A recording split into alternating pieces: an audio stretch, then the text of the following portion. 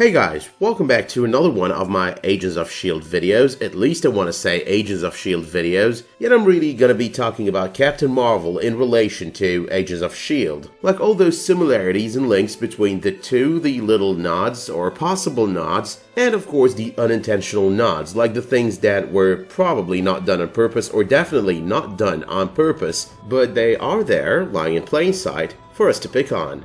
So, as per the usual, in the spirit of not wasting any more time, and without further ado, let's get started with number 1. We've got the inhibitor that was used in Captain Marvel, the one that she breaks out of close to the end of the movie. Now there are two similarities between this and something that we watched on Agents of S.H.I.E.L.D. Season 5, and I did mention one of these two on my Captain Marvel Easter eggs video. So, this first one is all about Kasius in the future, 2091, trying to keep his investment in Inhumans in check and under control by installing all these inhibitors on them. Not to forget over here that the most powerful Inhuman on Marvel's Agents of S.H.I.E.L.D., Daisy Johnson aka Quake, the very same Inhuman thought to be the Destroyer of Worlds, happened to have one of these installed by Kasius on her.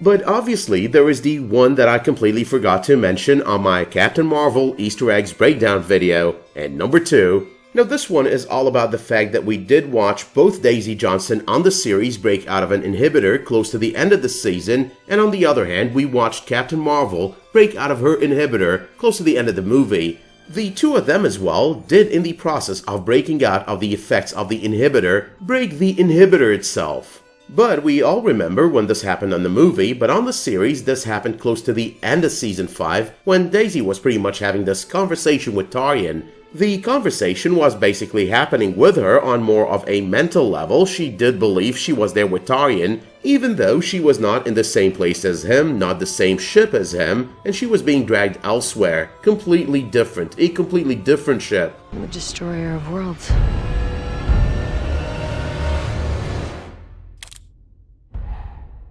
But that also does bring us to number 3, the scene in which Captain Marvel breaks out of her inhibitor does parallel in more than one way the scene in which Daisy breaks out of her inhibitor on Agents of S.H.I.E.L.D. So what we've got over here is both individuals, Captain Marvel on one hand and Daisy on the other hand, having mental conversations with someone they're not with. In one case it's the Supreme Intelligence, and in the other case it's Taryan. Interestingly enough, one of them is a Kree and the other one is a creation of a Kree, and they both do as well break out of those inhibitors as a product of and while having those conversations.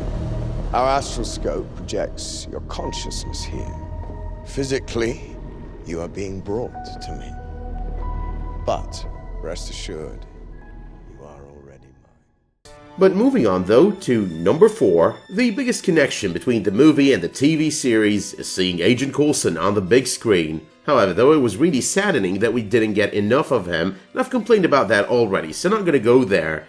So number 5. In the most subtle of ways, we kind of got a reference to Project Tahiti, the project that brought Coulson back to life. Remember, Tahiti, it's a magical place, the words that so many fans have been repeating after Phil Coulson since the airing of the premiere of Marvel's Agents of S.H.I.E.L.D. But how did they reference it, or how at least did it feel referenced? It is the fact that Yon-Rogg helped save Carol Danvers' life by pumping his own blood into her veins. But nonetheless though, this was one of those nods that probably was not meant to be a nod, yet it felt like so much of a nod to none other than Phil Coulson, who was also on the movie. Number 6, humans and Kree blood, humans and Kree DNA, Inhumans. The Kree believing they are a superior race, yet stepping down to the level of those humans in order to experiment on them. That's pretty much a little bit of a parallel to what they did with Carol Danvers over here. That mortal human coursing with energy from the Tesseract that they took up to Hala in order to use her as a weapon.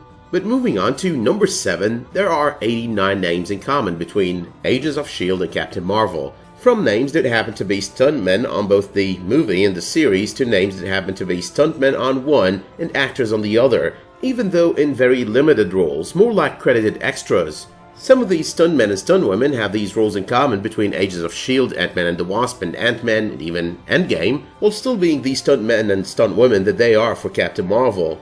There are also names on this list of 89 from all departments and playing all kind of roles in bringing this movie and this series to life, like the casting director for example. She's been the casting director for Agents of S.H.I.E.L.D. for like forever now, and she's also the casting director for Captain Marvel. But out of all of these 89 names, 2 names do stand out, even though, once again, let me remind you, this is not a nod, this is not a crossover, it is just nothing but a little bit of interesting trivia. And number 8. Patrick Brennan, the guy who portrayed the role of Marcus Daniels, aka Blackout, on 2 episodes out of the first season of Marvel's Agents of S.H.I.E.L.D., happens to be portraying the role of the bartender as Captain Marvel walks in, and right before she meets up with Nick Fury and starts asking him all of these questions in order to make sure that he's who he says he is, that he's not a Skrull.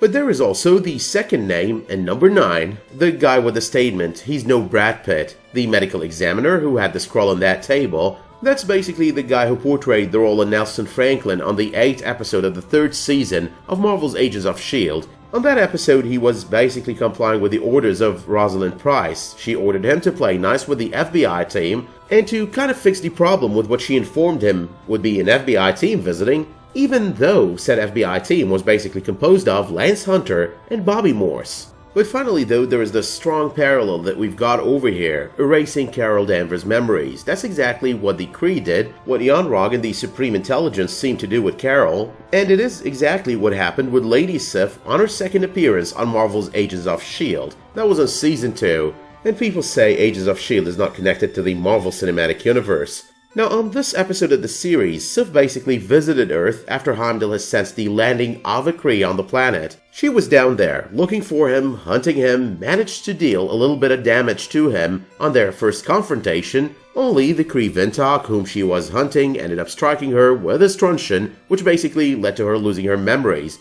That's basically what the truncheon does, it's able to take away and restore the memories of the person it strikes. So these were 10 things that are basically either paralleled on Agents of S.H.I.E.L.D., happen to be a nod, a possible nod, or just interesting trivia when it comes to the relationship between the movie Captain Marvel and the series Marvel's Agents of S.H.I.E.L.D. Let's not forget as well the common factor that is Nick Fury, who happened to be the director of S.H.I.E.L.D. when Agents of S.H.I.E.L.D. just started, even though his appearances were very limited to the end of Season 1, but nonetheless, he was there in other ways, like for example, his name was repeatedly mentioned by Coulson, and Coulson was getting orders from Nick Fury throughout the first couple of seasons of the series.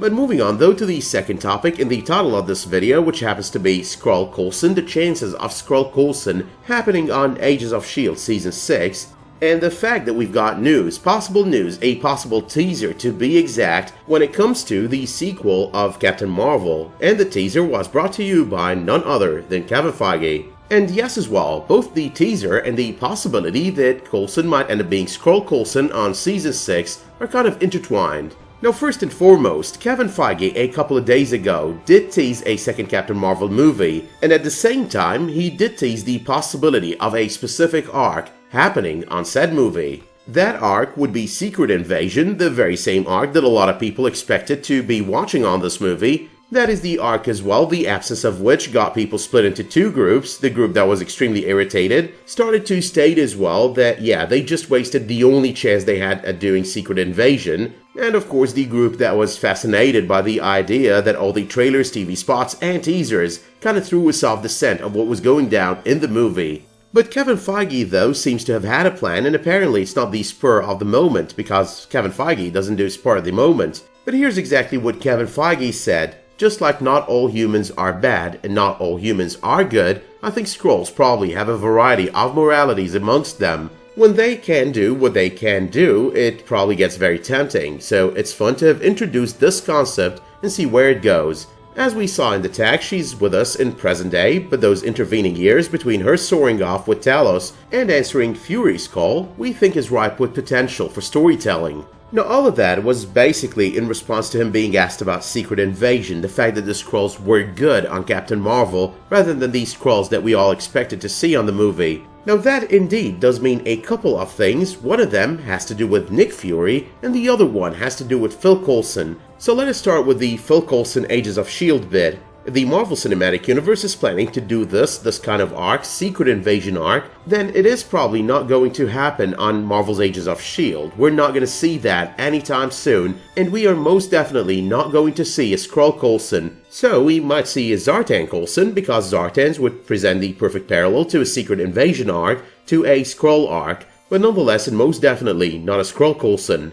But the part though that has to do with Nick Fury is that if we're gonna see a Secret Invasion arc happening on the movies between the time, and as Kevin Feige stated, that she soared off with Talos and the time that she got that pager from Nick Fury, there is a good chance that this time that we watched on this movie was not really the last time that Nick Fury did meet with Captain Marvel. There's a good chance that along the way they did meet again, only we don't know it yet. Now before I end this video, here's an added bonus that I just decided to add, which is basically explaining and connecting the two scenes between Monica Rambeau and none other than Carol Danvers on Captain Marvel. Now what kind of example would you be setting for your daughter? The words said by Monica to her mother Maria were actually taken as some sort of feminist agenda advancing statement. But a lot of people seem to have missed the obvious, seem to have missed the connection between that and the conversation that she does have with Carol Danvers at the very end of the movie. You know, about "you can fly with me out there when you glow like your aunt."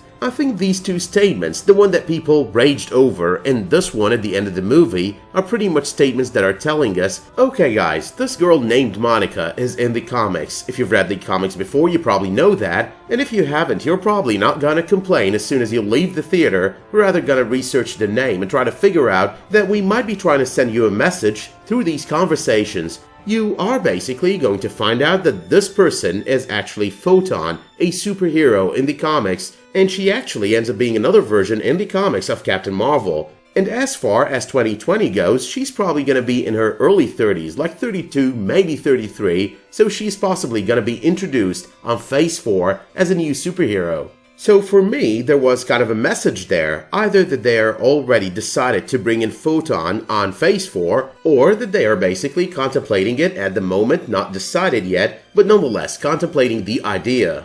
But that being said though, let me know in the comments down below if you did catch any other possible parallels or nods to Marvel's Agents of S.H.I.E.L.D. on Captain Marvel. Let me know as well if you did like Captain Marvel and if you're looking forward to Agents of S.H.I.E.L.D. Season 6. You can also let me know if you did like this video by dropping it a much appreciated like, subscribing to this channel, and enabling notifications for my future videos, community posts, and live streams. But until the next time you tune in for another one of my videos, Agents of S.H.I.E.L.D., Captain Marvel, or otherwise, thank you so much for tuning into this video, and have a great day.